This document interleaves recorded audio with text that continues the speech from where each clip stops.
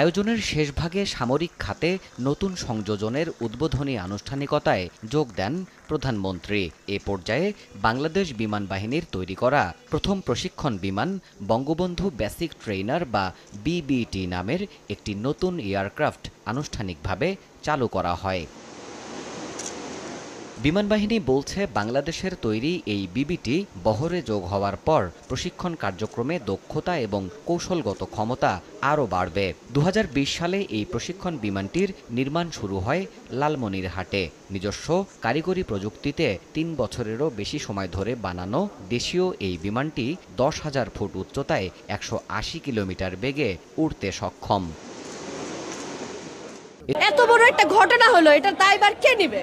এই জায়গায় তো এটা করারই কথা ছিল না। এই স্কুলটা করা হয়েছে, কলেজটা করা হয়েছে, আমাদের এক্স প্রাইম মিনিস্টার এটা বাধা দিয়েছিল যেখানে স্কুল করা যাবে না। এখানে স্কুল করলে হচ্ছে আমাদের যে কমার্শিয়াল রুটটা এটার মধ্যে বাধাপ্রাপ্ত হবে। আমি ছোটকাল থেকে মাইলস্টোনে পড়ে আসছি। হ্যাঁ, মাইলস্টোনের সম্পর্কে আমার আন্তরিক ভালোবাসা, আমার টিচারদের প্রতি আমার অনেক ভালোবাসা, কারণ তারা আমাদেরকে বড় করছে।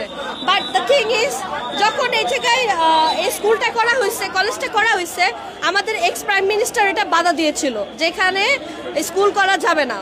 এখানে স্কুল করলে হচ্ছে আমাদের যে কমার্শিয়াল রুটটা এটার মধ্যে বাধাপ্রাপ্ত হবে। সো আমরা এখানে আপনাকে অ্যাকোয়ার করে জমি নিয়ে নিব, এখানে আমরা র্যাবের বেস করব। তো তারপর হচ্ছে স্কুলের টিচাররা হচ্ছে তারপরে স্টুডেন্টদেরকে বলা হলো যে প্রোটেস্ট করার জন্য, যে না, আমাদের ল্যান্ড এখানেই থাকবে। তা আমার এখন আজকের ঘটনার কারণ হচ্ছে যে এত বড় একটা ঘটনা হলো, এটার দায়ভার কে নেবে? এই জায়গায় তো এটা করারই কথা ছিল না। আজকে যদি একটা বিল্ডিং এ পড়তো, হয়তো বা কয়েকজন মুরব্বী মারা যেত কিংবা বয়স্ক মানুষ মারা, এত লাখ মানে এত ছোট ছোট বাচ্চাগুলা যে আজকে মারা গেছে, এগুলা কি মাইনে নেওয়া যায়?